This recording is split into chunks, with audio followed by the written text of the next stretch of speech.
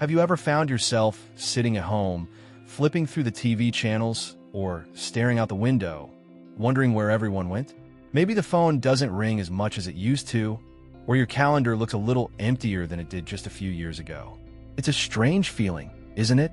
You get to this point in life, after years of hard work, raising families, caring for others, and suddenly the social world that once felt so busy starts to quiet down. And you're not alone. Many people over 70 feel the same way. It's not that we don't want to stay connected. It's just that life changes. Friends move away, loved ones pass on, or sometimes we just grow apart without meaning to. But here's the good news. It doesn't have to stay that way. Staying socially connected isn't just about having someone to chat with. It's about feeling seen, feeling supported, knowing there's someone out there who's thinking of you and who would notice if you weren't around. That kind of connection can lift your mood, strengthen your memory, even improve your physical health. Studies have shown that maintaining social ties can reduce the risk of depression, lower blood pressure, and even help you live longer. So, today we're going to talk about 5 simple but powerful strategies to help you stay socially connected after 70. Whether you're naturally outgoing or more on the quiet side, these are things anyone can do. Yes, even from the comfort of your own living room. Let's start with something that often gets overlooked: rekindling old connections. Think back for a moment. An old neighbor, a childhood friend, maybe someone from church or your old job. Someone you used to talk to regularly, who maybe just drifted away over the years. It's so easy to assume that too much time has passed or that they've moved on, but you might be surprised how often people are just waiting for someone else to make the first move. A simple phone call, a note in the mail, even a quick message online if you're comfortable with that. It doesn't have to be complicated. You could say something like, "Hey, I was just thinking of you today and wanted to reach out. How have you been?" That's all it takes to open the door. And even if they don't respond the first time, you've done your part. That alone can feel like a victory. I remember hearing from a woman named Eleanor who decided to reconnect with a friend she hadn't spoken to in over 20 years. They used to play cards together every week, but life just pulled them in different directions. One day, Eleanor found an old photo in a drawer, picked up the phone, and dialed. That one call led to coffee the next week, and now they talk every Sunday, just like old times. And sometimes reconnecting isn't about others. It's about reconnecting with yourself, with your own interests, and the parts of you that might have taken a back seat for a while. That brings us to another powerful way to stay connected: joining a group based on something you genuinely enjoy. Think about what lights you up: gardening, reading, painting, singing, volunteering. There's a group out there for nearly everything, and chances are they'd be thrilled to welcome you in. These days, many libraries, community centers, and even grocery store bulletin boards are full of notices for clubs, classes, and gatherings. And yes, you might feel a little nervous walking into a room full of strangers, but remember, everyone else there came to connect too. You already have something in common. Let me tell you about Jack. He'd always loved music, but after retiring, he stopped playing guitar and didn't think anyone would be interested in a senior jam session, as he called it. His granddaughter encouraged him to post a little note at the local senior center, just asking if anyone wanted to meet up and play. Within a week, 5 people had signed up. A month later, they were performing at the community fair. Jack said it gave him a reason to look forward to Mondays again. It's not about being great at something. It's about doing something that brings you joy. And when you're in that space, surrounded by people who share your passion, the conversations start to flow naturally. It becomes easier to make new friends, and before long, those weekly meetings start to feel like home. Now, I know not everyone can get out and about easily, especially if you're dealing with mobility issues or just prefer the quiet comfort of home. But staying connected doesn't always require leaving the house. One of the most beautiful changes in recent years is the way technology has opened new doors for connection, even for those of us who didn't grow up with smartphones or social media. I get it. Tech can be frustrating sometimes, but once you get the hang of it, it can be a lifeline. A simple video call can put your grandchildren's faces right in front of you, live and full of giggles. There are book clubs that meet online, church services stream straight to your tablet, even virtual travel groups where folks share stories and photos from the places they've been. If you're not sure where to start, Ask someone to help you get set up, a family member, a neighbor, or even someone at your local library. Many places now offer tech help for seniors' days where they walk you through everything step by step without making you feel silly. Because you're not silly, you're learning something new, and that's something to be proud of. The key is to stay open. The world may be changing, but that doesn't mean you're being left behind. Far from it. In fact, you have more to offer now than ever before. Wisdom, stories, humor, patience. The world needs more of that. So whether it's an old friend you're calling up, a new group you're joining, or a little screen bringing distant loved ones into your living room, the possibilities for connection are all around you. You just have to reach out and take the first step. Now that we've talked about reconnecting with old friends, diving into your interests, and using technology to stay in touch, let's keep going and explore a few more ways you can build the support network you truly deserve. You know, one of the biggest surprises people discover later in life is just how healing it is to feel needed again. After years of raising kids, working jobs, and supporting others, suddenly there's all this quiet space. And while rest is good and well-earned, it can sometimes feel a little too quiet. That's why one of the most powerful ways to stay socially connected is by finding a way to be of service to others. This doesn't mean you have to volunteer 5 days a week or take on a huge commitment. Even small acts of kindness can help you feel more connected, more purposeful, and more alive. Think about what you already enjoy. Do you love animals? You might offer to walk a neighbor's dog or help out at a local shelter. Good with kids? Schools often look for reading buddies or tutors. Or maybe you're someone with a calm voice and a listening ear. There are call centers and senior helplines that look for volunteers who can just talk and be there for someone else. I knew a gentleman named Lewis who started writing birthday cards to the residents in his local nursing home. Just a card once a month. He'd never even met most of them, but it didn't matter. What mattered was that his time, his handwriting, his kindness, it all meant something. And you know what happened? One of the staff members started writing back. Then another resident sent a thank you note. Before long, Lewis was invited to visit and attend their weekly bingo night. What started as a simple act became a doorway into a whole new circle of friends. That's the beauty of giving. It's not just about helping others. It's about finding your place in something bigger. Being of service connects you to people, even if you're not physically close. It reminds you that you still matter, and the world still needs what you have to give. Of course, it's also important to nurture the everyday relationships that are already a part of your life, even if they sometimes get taken for granted. That leads us into another meaningful strategy, creating regular, predictable moments of connection. In other words, routines.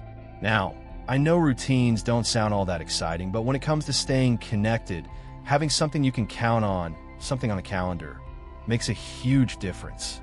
It gives you something to look forward to, and something others can rely on, too. Maybe it's as simple as Sunday lunch with your daughter, or a weekly phone call with your cousin. Maybe every Thursday is tea on the porch with your neighbor, or Tuesday nights are movie nights with friends, even if it's over the phone while watching the same show. These small rituals, repeated over time, create a rhythm, and that rhythm starts to feel like family. I once spoke to a woman named Harriet who started a Wednesday walk club with 3 other widows on her street. They didn't walk fast, and sometimes they didn't walk far, but every Wednesday at 9 a.m., they'd show up with their walking shoes and sun hats. Rain or shine. Over time, those walks became more than just a bit of exercise. They became therapy, laughter, a safe space to share stories, or even walk in silence together. Just knowing someone was waiting for you made it easier to get up and get moving. And it's okay to be the one who starts that ritual. You don't have to wait for someone else to suggest it. You could be the one to say, hey, how about we do this every week? You might be surprised how quickly people say yes, because chances are they need it just as much as you do. Even if you don't have many people close by, try setting up a regular check-in with someone far away. My friend Dennis has a coffee Zoom every Saturday with his daughter in another state. They both brew their coffee at 10 a.m., hop online, and chat for half an hour. That little routine has become sacred to them, just a moment carved out for connection. And sometimes, connection isn't about conversation at all. Sometimes, It's just about being present, especially with the people you already live with or see regularly. It's easy to fall into the habit of being near someone without really being with them.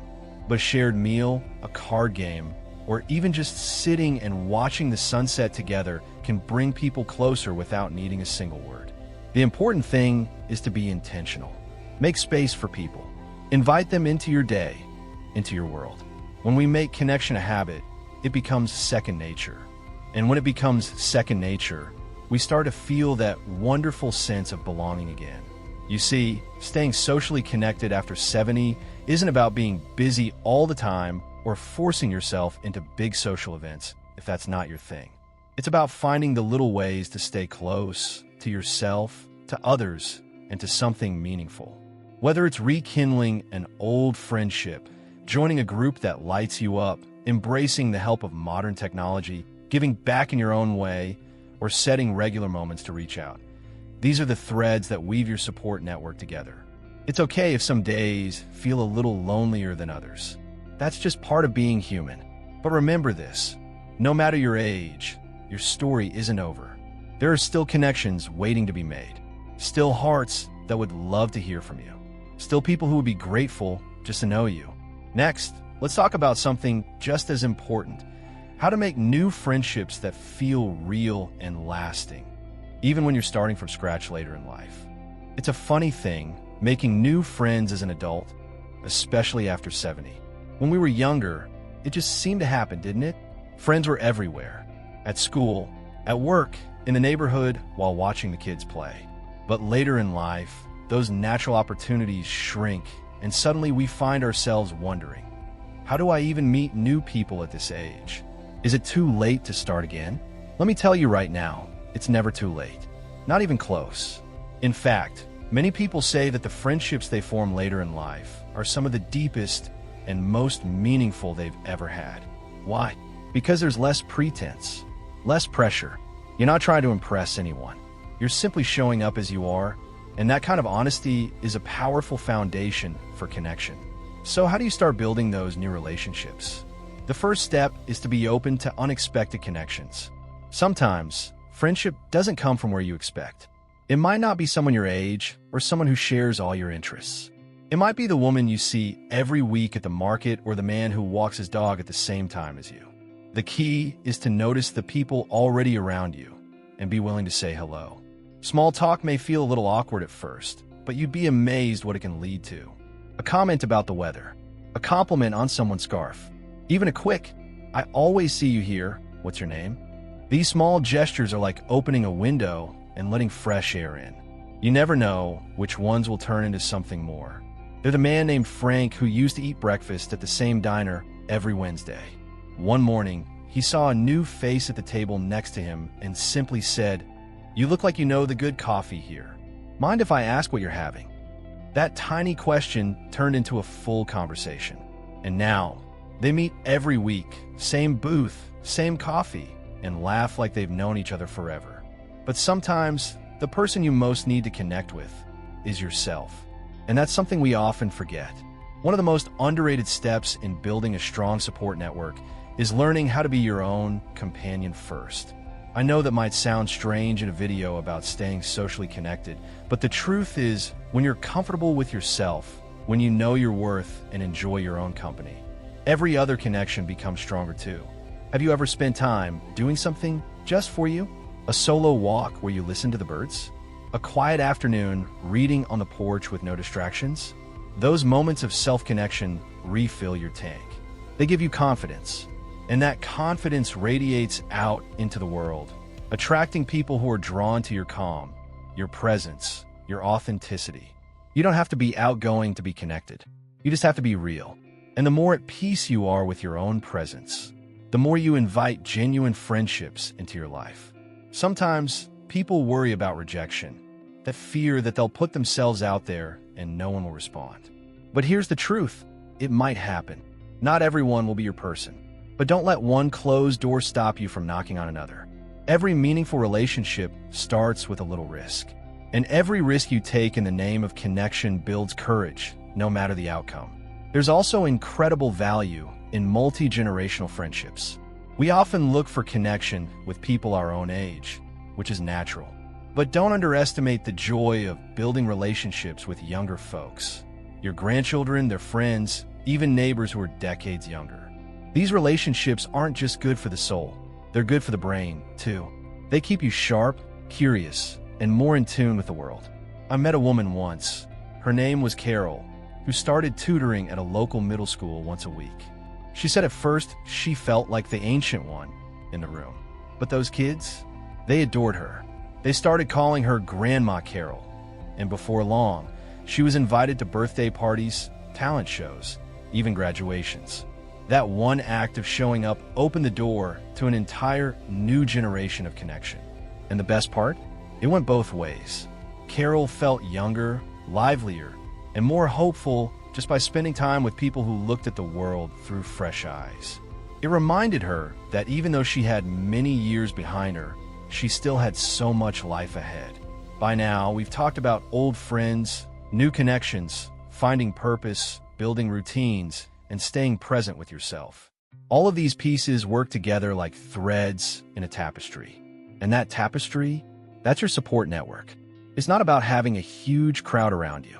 It's about having a handful of people, maybe even just one or two, who see you, who know you, and who show up when it matters. And if you don't have that yet, that's okay. You're not behind. You're not forgotten. You're not alone. You're just in the middle of the story, not the end.